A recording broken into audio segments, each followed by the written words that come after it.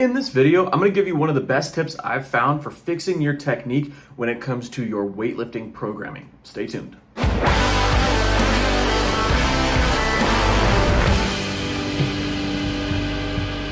What's up, guys? If you don't know me, my name is Coach Brian from Big Bench Strength, and today we're going to be talking about weightlifting complexes. One of the mistakes that I made early on as a coach when I was trying to work with an athlete who had a specific technique issue that they couldn't seem to fix when they were just working on it in the main lift, we would find these variations that really seem to help their technique. An example of this may be a no feet snatch. If an athlete was jumping way too wide or jumping forward or back, we would do no feet snatches for a little bit, and it would help a lot. It would really improve their technique on the no feet snatch. But when it came time to test that, when it came back to a regular snatch, the carryover didn't quite help as much as I had thought it would. This was really frustrating because I would spend maybe a month with this variation in their training program only to really have it improve their variation, but not their actual competition lift. One of the things I've discovered recently, and I feel stupid now having figured this out,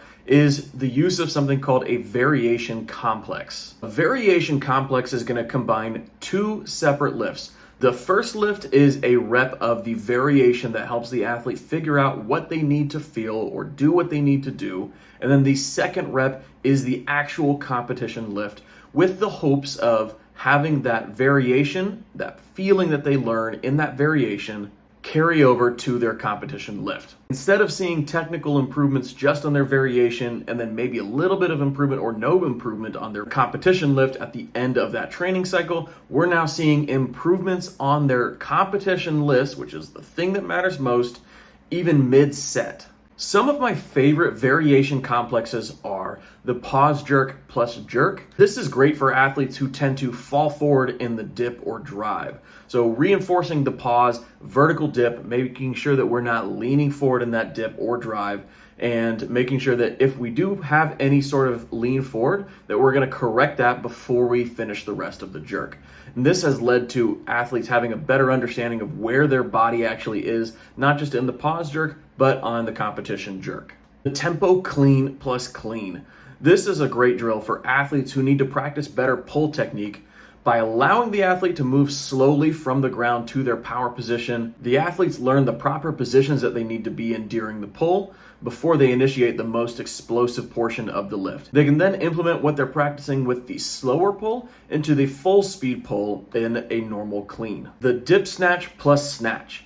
This is great for athletes who don't make any contact in the snatch or don't know where to make contact, and it's therefore inconsistent during the snatch. Starting with the dip snatch, this allows the athlete to have a good understanding of where that bar needs to make contact and how to initiate a vertical leg drive to make that contact work for you instead of pushing the bar away from you.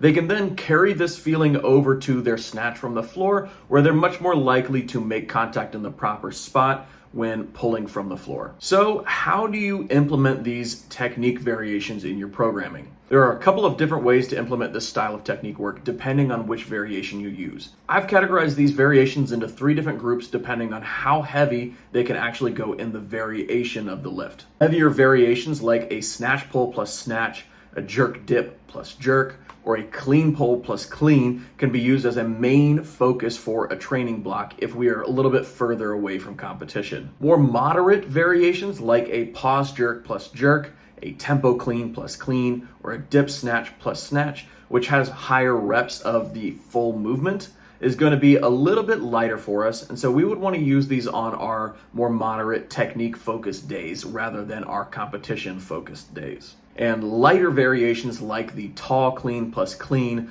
a muscle snatch plus snatch, or a tall jerk plus jerk can be used as a technique primer or a warm-up before your normal lifts for the day. That's everything for this video. Go ahead and try those top 3 lift variations that I recommended, and then try some of those other ones, maybe in your warm-up or on your technique days, and let me know which ones were most helpful for you in the comments. We'll catch you guys in the next video. Make sure to like, share, and subscribe.